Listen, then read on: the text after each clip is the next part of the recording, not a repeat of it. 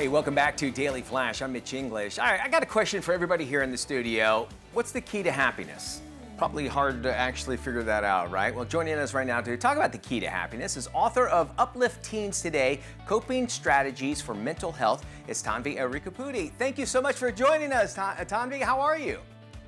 I'm good. How are you? Thank you so much for having me. I am super fantastic. I know we don't ask this question to every guest, but I think it's important because it kind of has a little bit about what we're talking about. How old are you?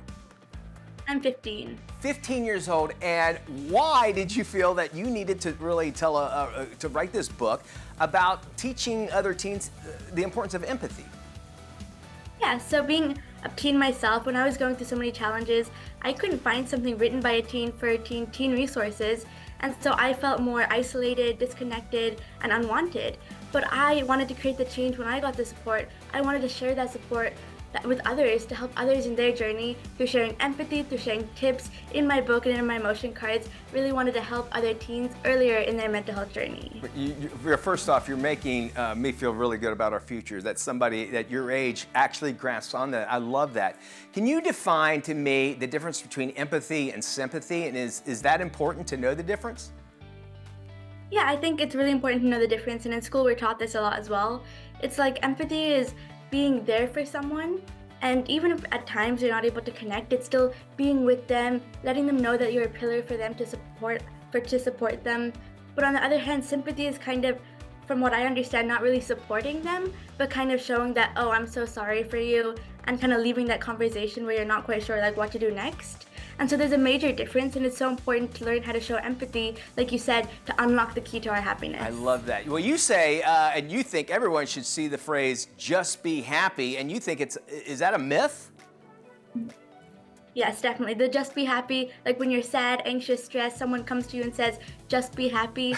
What are we expected to do? It's so hard, like being able to hear that when you're going through emotions. And it's important to overcome that myth and know that happiness isn't just a word and it can come to you. It's coming from inside where you're showing empathy to others. You get the automatic happiness. I love that. You know, and you said, people come up to you and you're in a group setting, and generally somebody can pick out that something's going on. Is there really kind of a collective joy that is through shared empathy that we can feel as a community or maybe as a family? Yes, definitely. It's like when you're helping someone with a computer issue and you solve it, you feel that automatic joy inside of you that you're able to solve something, help someone in their day-to-day life.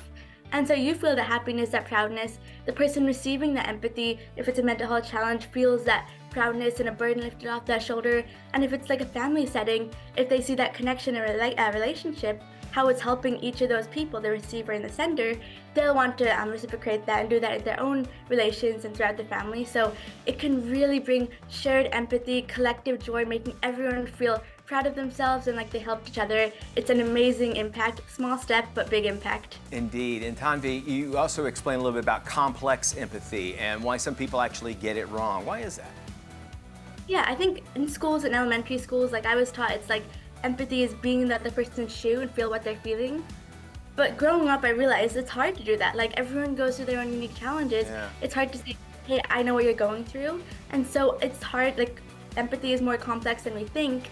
It's kind of the idea of, rather than understanding what someone else is feeling, it's being there for them, trying to support them no matter what in their journey, letting them know that they matter and there is hope and help and that you are there to support them. That's the most important key part of empathy, so we can break and bust that complex myth of empathy. And is it a skill to learn empathy, or are you just kind of born with it and you pick it up from your parents, or what? Yeah, it's definitely a skill that you learn over time. It's not something that you're exactly born with, because all of us are caring in our own ways. But empathy is a skill that over time, it takes practice, it takes work, and it's okay to mess up at times, but it's that thing that we learn in our day-to-day life. I love you. You've made me happy today, just knowing you seem like you have such a great grasp on this at such a young age. I can't wait to hear more about you in your future and where you're headed.